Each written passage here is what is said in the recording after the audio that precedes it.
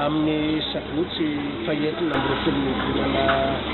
aogositra ho avy zay moa zany amin'ny sivy-marina fitosy dia misy an'le fotorana lehibe io etsy amin'ny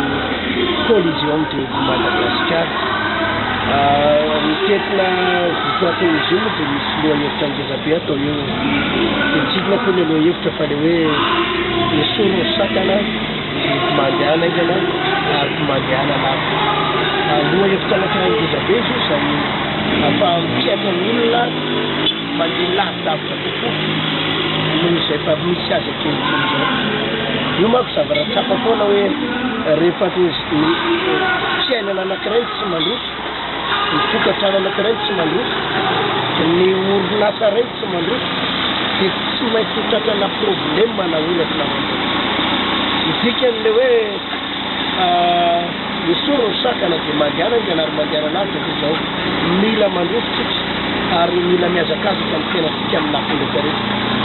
Zao koa nefa ny mila tadidina fa misy zavatra tsy ho vitatsika mihitsy ary tsy ho vitatsika mandrakizay mihitsy ny mandingana azy fa mila ny fanampian'Andriamanitra isika ao anatin'izay dingana rehetrarehetra zay. Ka zany indrindra ny afon'ny ity fotoana lehibe sy goavany ity zay nitotsaina moa zany izy ity etsy amin'ny collision de Madagascar ny sabotsy ho avy zao zay anatanan'andro rehetrarehetra vavaka ny tena tao ao ary misy famperinarana tenin'Andriamanitra toro lalana foron-teriny izay atonga ny tenatsika mihitsy ho androso amin'ny sitafon'Andriamanitra. Ny fatin'ny tanana fotsiny dia tsika be tonga atsika fa atsapa ny herin'Andriamanitra, atsapaky ny famangin'Andriamanitra ao anatin'izao fotoana zao dia azo antoka fa ireo zay tenetina mangetaheta,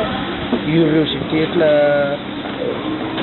tena vodina hitadian'Andriamanitra tsy maintsy mahitanery. Ity fotoana ity dia tsy hanavahana na iza na izy fa ho atsika menakavy na mivavaka ianao na tsy mivavaka na kristiana na tsy kristiana na iza ny toeram-pivavahana misy anao dia tsy mialonjafy ity fotoana lehibe ity izay niveriko manokana mihitsy fa ho maro mihitsy ny olona zay anehoan'i Jesosy ny voninahiny araky ny efa nambariko tany am-boalohany teo dia hoe andao andeha aingana, andao andeha lavitra. Mila fanampian'Andriamanitra ianao, tsy afaka mandeha rery ianao raha mbola te handeha lavitra fa tsy maintsy mila miaraka amin'Andriamanitra ary tsy afaka miazakazaka fotsiny ihany koa nefa ianao raha tsy misy an'Andriamanitra satria betsaka ireo olona miazakazaka fa te lasa lavitra rehefa tsy ao fanampian'Andriamanitra. Be da be ireo miazakazaka fa potraka ao aloha kely ao, be da be ireo miazakazaka amin'ny fiainany fa 3 taona sy 5 taona ihany dia potrika amin'ny fiainany fa rehefa miaraka amin'Andriamanitra tsika sady afaka mandeha aingana no mandeha lavitra.